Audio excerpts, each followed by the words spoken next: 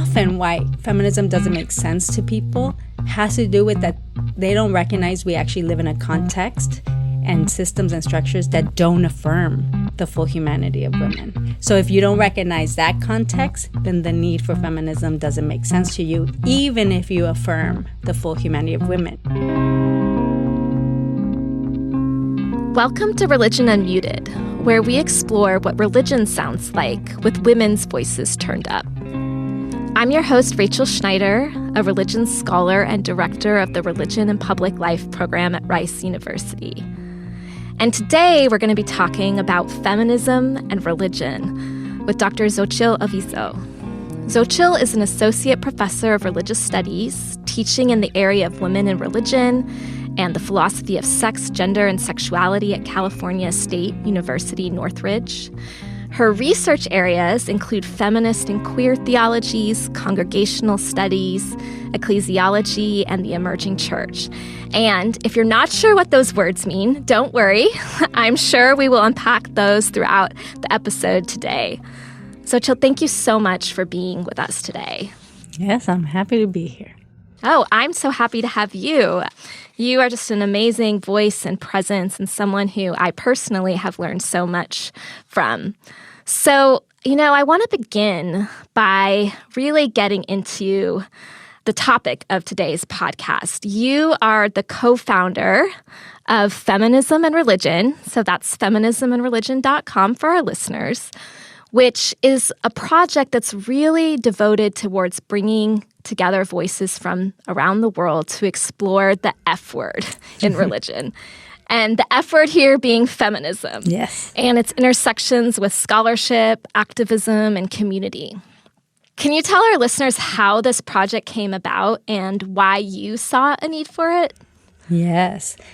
The project was really the brainchild of my very good friend, Gina Messina, also a scholar, of religion, and comes at it with a feminist and intersectional feminist approach. She's very intentional in using that word.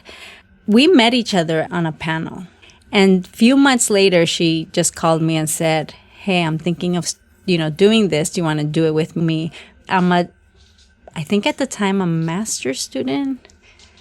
Yeah, probably a master's student or an early PhD student in theology. So when I met Gina, I think she and I just kind of recognized that in each other. Just two scholars recognizing, each other and our overlaps and our, the similarity of our commitments, and then just jumping in with other collaborators as well. So really from the very start for me, studying theology and religion came to make even more sense once I encountered feminism and a feminist approach to the study and development of both religion and theology. That's so cool. And I'm sure you get this a lot, but how do you define feminism? What does that word mean to you? Because, sometimes I hear people talking. There was always this trepidation. Like, I just heard an interview recently on the radio, and, I feel like when anyone's ever asked, well, are you a feminist? Or how do you define feminism? There's always like a bunch of qualifiers that people give before they kind of explain what it means. But I think it's important to just say in your own words, what for you is the heart of this project of feminism and religion and the meaning of feminism amidst that? Yeah. Okay.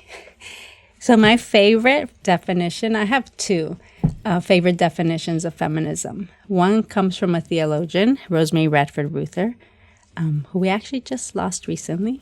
And hers is, feminism basically means the affirmation of the full humanity of women. In that sense, right? Like, unless you don't affirm that, right? Like, then feminism doesn't make sense to you.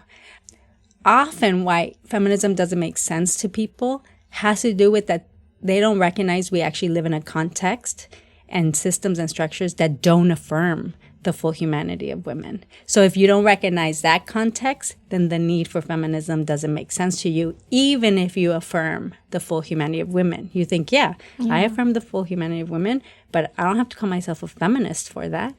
Well, I think the missing link there is not recognizing the context we live in.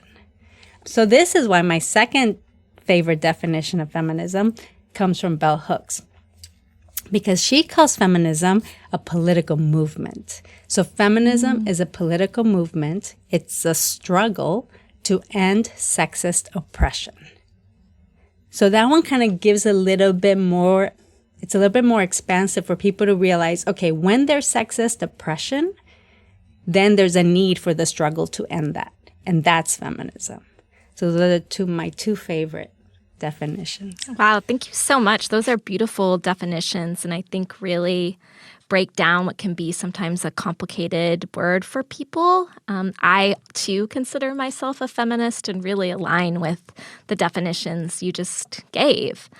And I think along those lines, I personally would love to hear more about your background. You were born and raised in Los Angeles, where you currently live. And I've heard you often say that you love all things feminist, womanist, and mujerista.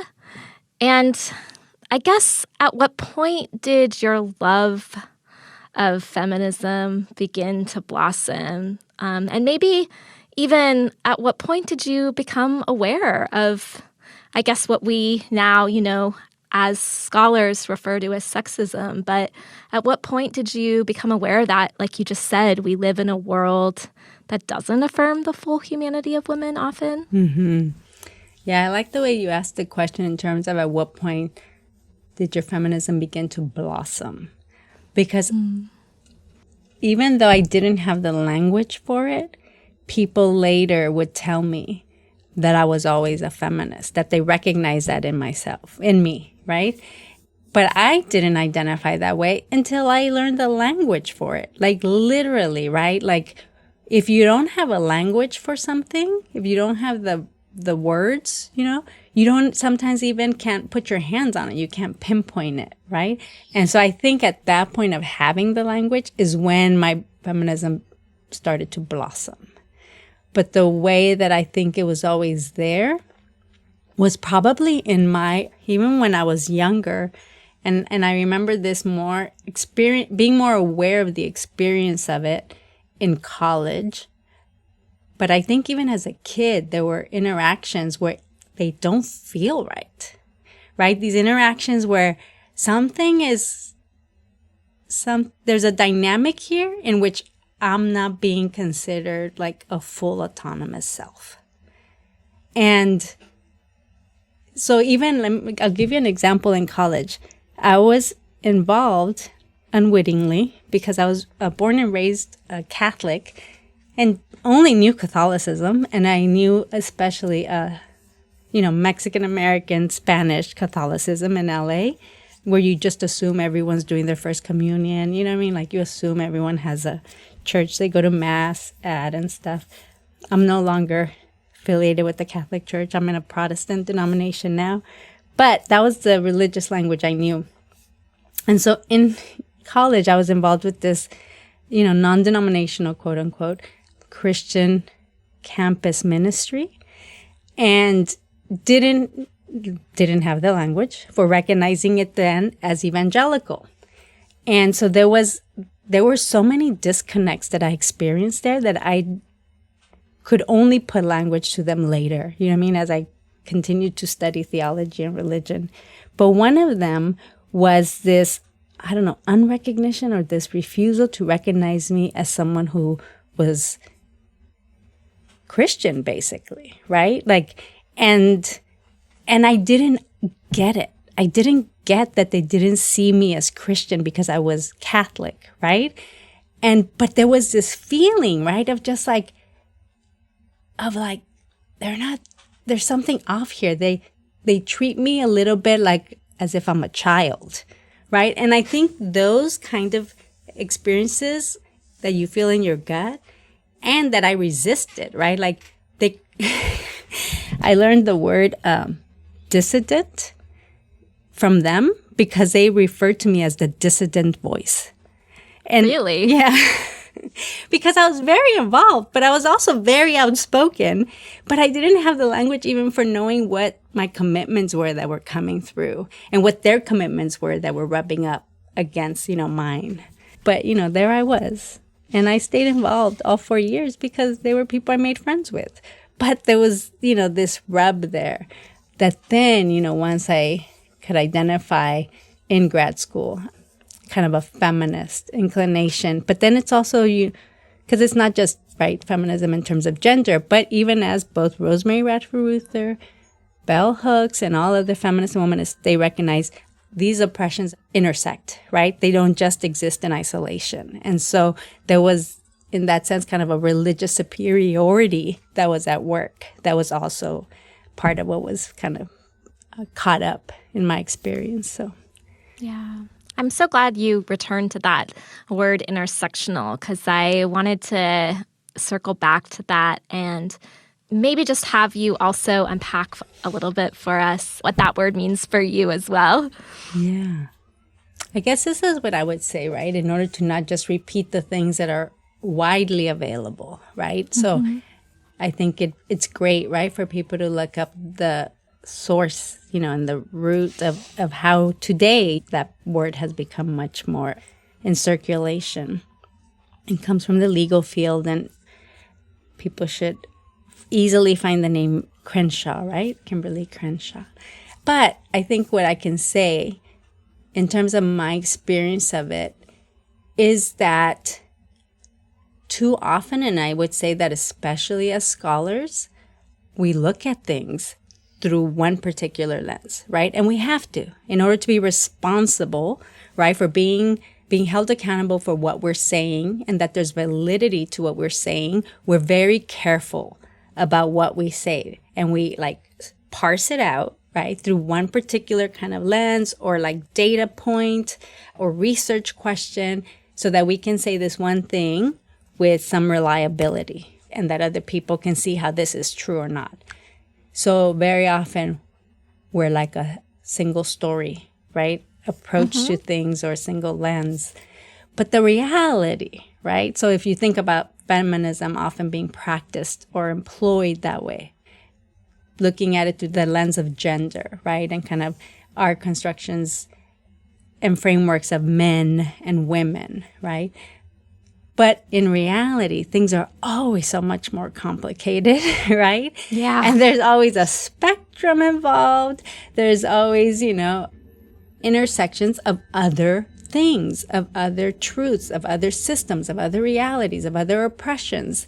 And I think that's why the word is important to me, is because even if as a researcher I'm looking at things through this particular lens right now, once I do that, it is also my responsibility to take a step back and see, okay, what's the context within which this also exists and looks differently because of it?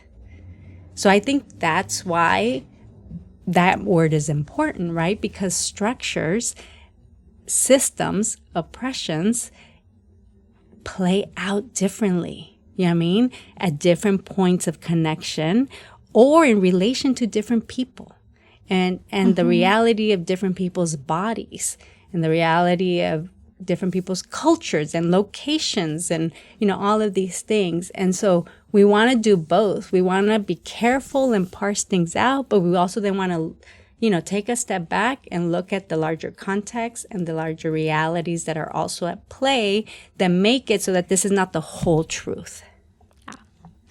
Wow, just listening to you, it makes me want to be a student in one of your classes. That's just such a really thoughtful way of really unpacking that term, which I think can be complicated for people, but just realizing too, I think the reminder to not just tell a single story, but consider the complexity of human lives that become our stories. Mm-hmm. You are, I know personally, because we've collaborated on work together.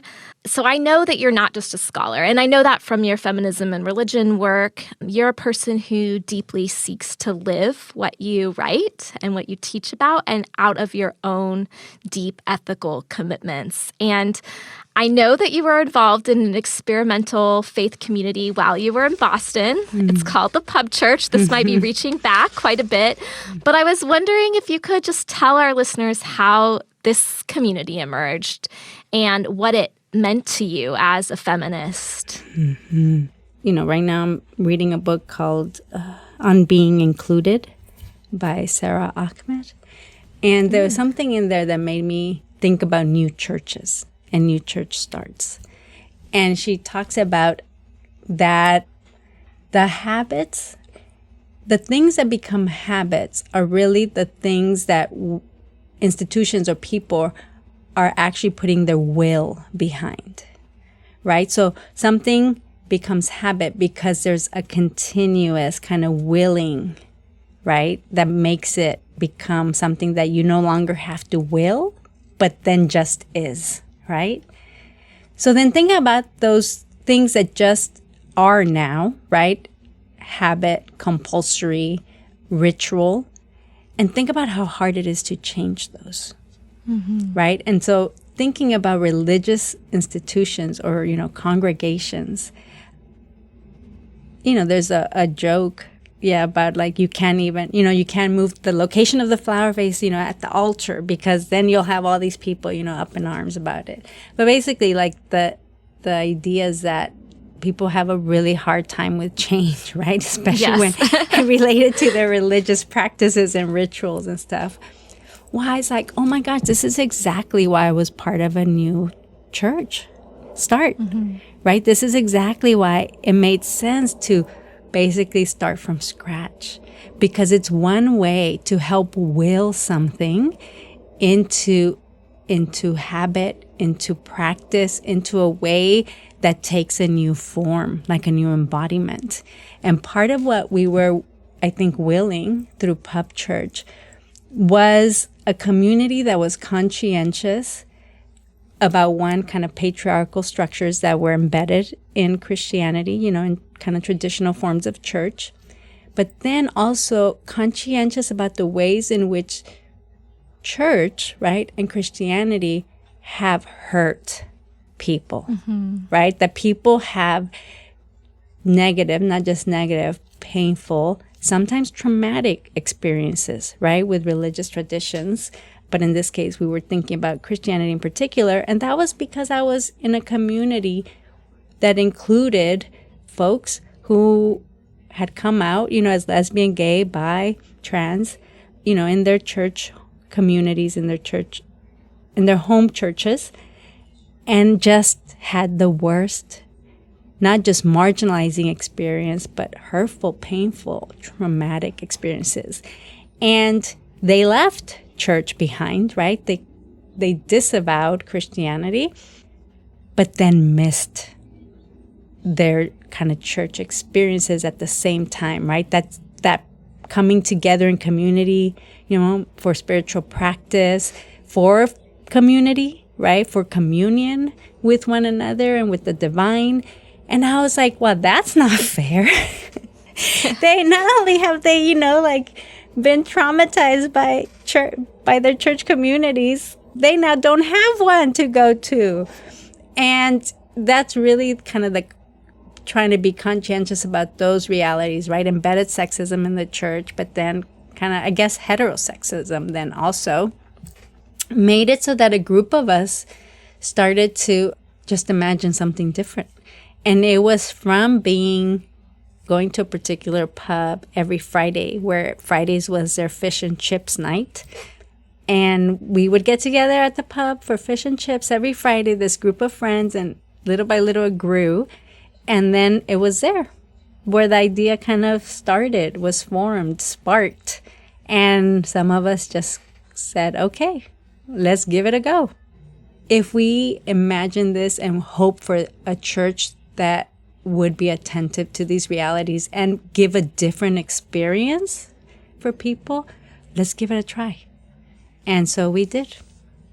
Do you have an example maybe of how you consciously sought to embody or ritualize something different than maybe the patriarchal structures we sometimes see or norms? Yeah, anything just that comes to mind of maybe what you tried to embody differently or experiment with?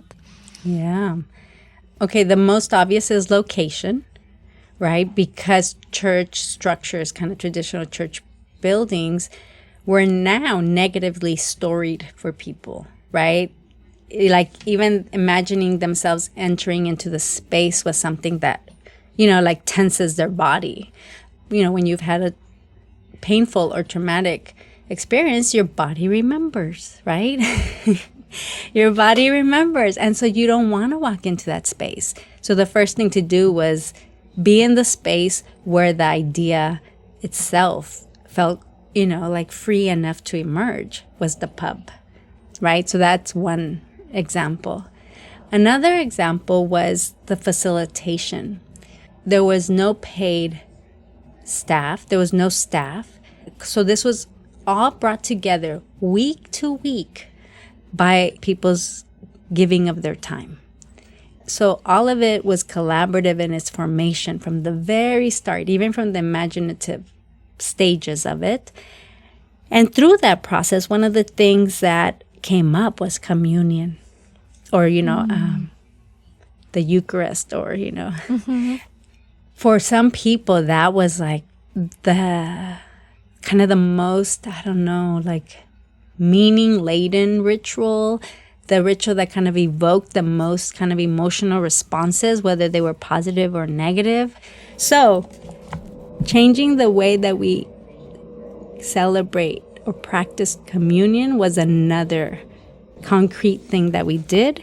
And one of the ways was by not leaving it in the hands of just one person, but that whoever was facilitating the service that day was the one that got to bring in the celebration or lead the celebration of communion during the service. And so communion looked different every week. And sometimes, it resonated with everybody. And sometimes it was a little uncomfortable for some. And sometimes, and sometimes for others. But isn't that the truth all of the time? So in this way, practicing of different facilitation, we allowed different people to have the lead, to get to experience the comfort, and to get to experience the discomfort. And it wasn't just in one fixed way. What I really love about your description of that, is so often a lot of the criticism around sexism, patriarchy, power, these terms, is that it's really about the domination of one over the many or one over everyone else. And we can talk about it as a single story or a single leader. And so what you're really drawing our attention to is this real intentional way of trying to embody inclusivity and collaboration and co-creation. Mm-hmm. And I think these principles, are often what people talk about when they talk about a feminist ethic, or a feminist way. It's not just, that I think everyone can adopt, but it's the sense of making room for the multiplicity and the complexity of the human experience. Yeah, so it's just, that was really standing out to me as you were talking. And But I guess with that, I want to return to the idea of imagination. And you spoke about imagination earlier. And I've recently been connecting with the power of imagination, our capacity to dream and imagine and work for better worlds, and how powerful that is to think beyond what is and to imagine other ways of being. It can even be talked about as a form of resistance. And imagination can be both backward-looking and forward-looking. So I have two questions for you. Who are the feminist activists and scholars who have inspired you and shaped your imagination? And then what is stirring your imagination currently as a scholar, teacher, activist, theologian, person of faith? Fill in the blank. Yeah. Yeah, imagination really is key. So one of the very first feminist scholars that I give credit to for opening up the box of my imagination. Like seriously, if encountering and reading her work literally felt like a door was opened, or like all of a sudden I could fling the window open and realize, oh my gosh, there's a whole nother possible world. And I didn't even know I was inside a room to begin with, right? And that is a feminist philosopher, Mary Daly. If people are familiar with Mary Daly, they will also know that Mary Daly had her limitations and flaws. And I know that. And I make no excuses for them. But I am honest about the impact of her work in my life. And she was Irish Catholic, feminist theologian originally, and writing, in the 60s, getting PhDs in theology when that was very rare, right? And she had to leave the country to do so because there were many schools that did not allow women to get PhDs in theology. So she wrote kind of the very first comprehensive, you could say, critique of the embedded sexism in the Catholic Church, kind of riffing off of Simone de Beauvoir, and The Second Sex, that kind of foundational work. Mary Daly wrote The Church and the Second Sex, and basically outlined a very, lots of evidence laid out how the church has been a participant in making women, right, the second sex or the other, right? That is not the norm. Basically, the one that's not fully human, but is the other defined in relation to the true human, which would be men. And then she immediately wrote, the next book published was Beyond God the Father, where she moves out of Christianity and then calls women, to do likewise, to free themselves, right, from the oppression of father-ruled religions. But here's the thing about her work that freed up my imagination, is that what she's really good at is showing the substructures of the system, right? So she identifies the patterns, right? Like the ways in which these things are so embedded, we don't even see them, right? Let me jump to your second question then, in terms of who is inspiring me now. And these are the decolonial feminists now, because there's talk about substructures, right? There's so many ways in which we don't realize how we are shaped and how we see and how we relate, right? Based on a foundation of colonialism, right? Like the aftermath, the thing that remains even when, quote unquote, right, we're not colonial anymore, which we are, if you think about Puerto Rico in the United States, and even Hawaii. So what are the ways in which our relations with one another and the earth, the land, place are distorted because of the legacy of colonialism? So these scholars now are kind of opening up more for me, and even talking about substructures. Let's talk about the land and how we're standing where we're standing, and who has stood here so much longer than us, before us. Yeah, who are caretakers, right? And not destroyers of the land. So, decolonial feminist. Yeah, I'm just thinking about honor that and like grapple with, histories of conquest and really violence that, religion has been a part of. And yet how we also, in another podcast episode, we were talking about this book called My Grandmother's Hands and about the collective knowledge that we carry in our bodies and also in place. And, that can be really painful knowledge, but there can also be really life-giving knowledge there. So I really, really, really value you bringing up, the decolonial work of feminists. Is there anything else that I haven't even brought up or mentioned that just, really is important to you as a person that, when it comes to these topics that you find yourself returning to?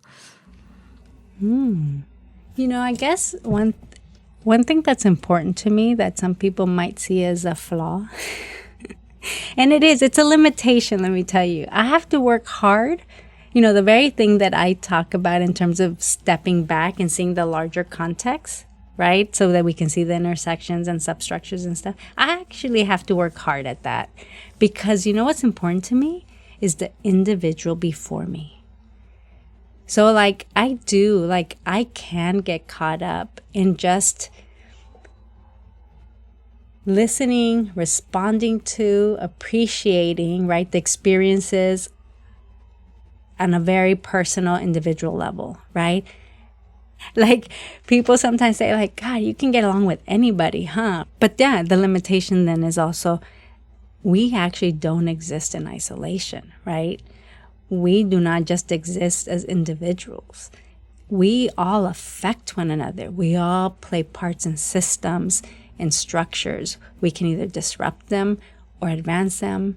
We can get caught up in them without even realizing it. And we can, it's the reality all the time, actually. We are caught up in systems, that are just working and working oppressively all the time.